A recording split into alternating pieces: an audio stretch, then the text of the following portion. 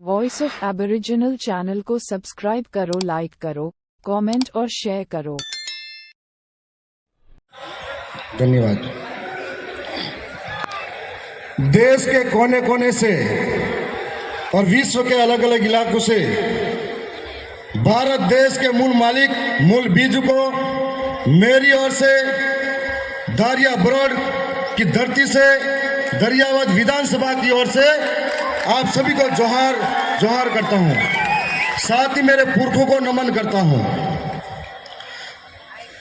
आज से पहले में 3 साल पहले जो झाबुआ के अंदर कार्यक्रम हुआ था, उस कार्यक्रम के अंदर में गया था तो कभी सोचा नहीं था इतना बड़ा मंच मिलेगा। आज इतने बड़े मंच पे बोल रहा हूं तो ये जो भी संभव हुआ, दरियावद विधानसभा की जनता, वहां के कार्यकर्ताओं के त्याग, समर्पण, मेहनत से संभव हुआ। मैं उन सबको दिल से धन्यवाद करता हूं।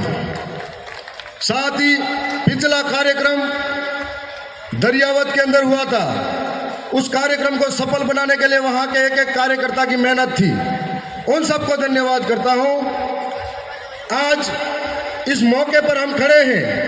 मैं हर बार कार्यक्रम में जाता हूं, बहुत बड़े बड़े, मेरे से भी बहुत बड़े बड़े बुद्धिजीवी और वक्ता आते हैं। मैं गहराई से उनको सुनता हूं, तब महसूस होता है कि सबके मुंह से निकलता है कि जमीनें लूटी जा रही है, जंगल छीना जा रहा है, अधिकार लूटे जा रहे हैं, रोज कानून बदले जा रहे हैं। समस्या सबसे सुनता हूं, लेकिन समाधान कौन बताएगा? समस्या सबसे सुनता जा रहा हूं। आज देश के कोने कोने पर आदिवासियों की स्थिति क्या है? चाहे वो मणिपुर का आदिवासी हो, चाहे वो झारखंड छत्तीसगढ़ का आदिवासी हो, चाहे मध्य प्रदेश का आदिवासी हो, चाहे राजस्थान का आदिवासी हो, आए दिन आदिवासी को जमीनों के नाम पर विस्थापित किया जाता है। आए दिन आदिवासी को विकास के नाम पर विस्थापित किया जाता है। आए दिन आदिवासी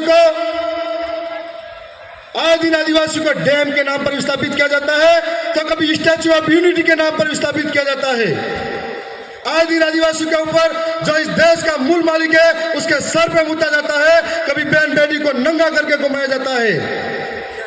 लेकिन इस समस्या का समाधान क्या है? क्योंकि हम लोग इस देश के अंदर 11 करोड़ 11% है, लेकिन कहीं संगठनों में बटे हुए हैं, कहीं झंडे लेके घूम रहे हैं और छोटे छोटे बातों में बटे हुए हैं।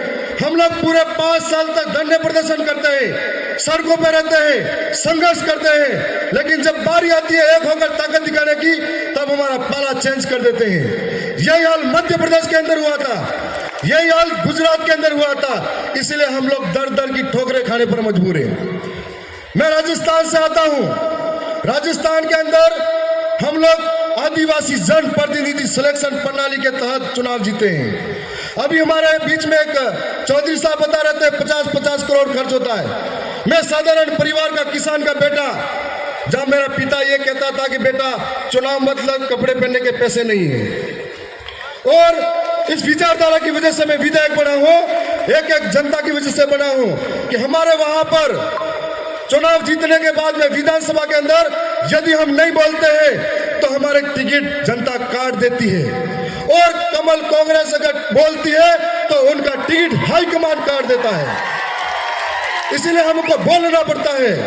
आप सबके बीच में आए हैं, ये बताने के लिए आए हैं कि हमारे साथ इस तरह का व्यवहार होता है, चाहे जंगल लूटे जाए, जमीन छीनी जाए, चाहे हमारे विकास के नाम पर सरकार हमको बेवकूफ बनाती जाए, उसका एक समाधान यह है, हम आर्थिक रूप से कमजोर हैं, सांस्कृतिक रूप से कमजोर है, शैक्षणिक रूप से कमजोर है। 5 साल सड़कों पे आंदोलन करेंगे, धरना प्रदर्शन करेंगे। इसके लिए हमारी स्वतंत्र आवाज को विधानसभा और संसद सभा के अंदर भेजना होगा। जो हमारे कानून लूटे जा रहे हैं, उनके लिए टेबल ठपकार के खटकार के बोल सके। चाहे सरकार कोई भी हो, हमारा आदिवासी के ऊपर जो जुल्म होता है, हम लोग इतनी संख्या में हर रोज इकट्ठे होते हैं, लेकिन दिल्ली के अंदर, जयपुर के अंदर, महाराष्ट्र के मुंबई के अंदर, गुजरात के गांधीनगर के अंदर, भोपाल के अंदर बेरी गूंगी सरकारें हमको कभी नहीं सुनती है, और वो खबरें स्थानीय मीडिया के अंदर दफन हो जाती है। इसके लिए हम लोगों को उस विधानमंडल के अंदर पाव रखना पड़ेगा। आज हमारा मकसद तभी पूरा होगा जब हम लोग कह रहे हैं कि ये सब करना चाहिए, ये समस्या है, वो समस्या है। रोज कानून बदले जा रहे हैं, उन कानून को बदलने कानून के लिए कौन आकर लड़ेगा? जब हम उस कानून को लड़ने के लिए वहां पर मौजूद होंगे तब लड़ पाएंगे। आप सबके बीच में आए हैं, आने वाले समय में राजस्थान का मॉडल अपनाइए। आपको एक मौका देके जा रहे हैं कि एक गरीब कि राजस्थान का मॉडल के अंदर राजा का बेटा राजा नहीं बन सकता। आप में से जो काबिलियत रखता है आदिवासी, गरीब, शोषित, पीड़ित, वंचित के लिए लड़ने के लिए, वो राजा बन सकता है। ये आपके अंदर बताने जा रहे हैं। राजस्थान के अंदर एक व्यवस्था के तहत पहली बार पार्टी लेके आ गए।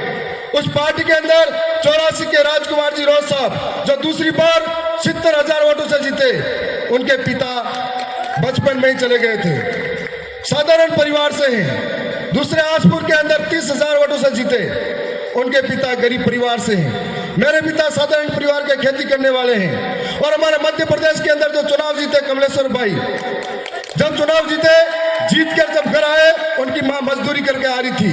ये तुम आप सभी के लिए प्रेरणा नहीं तो क्या है? और ये प्रेरणा दरियावत की जनता, आसपुर की जनता और बिल प्रदेश की जनता के साथ है।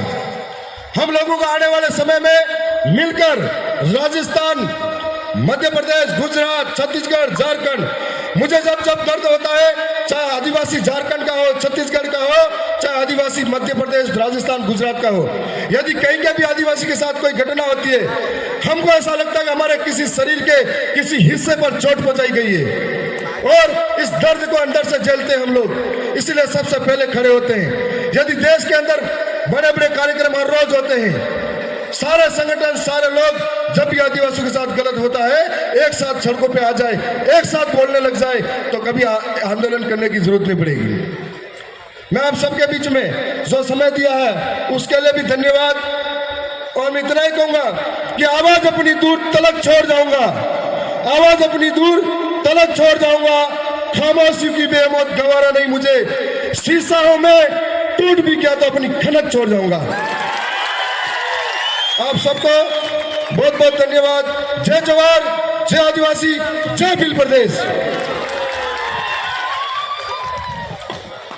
धन्यवाद थावरचंद मीना साहब। इसके बाद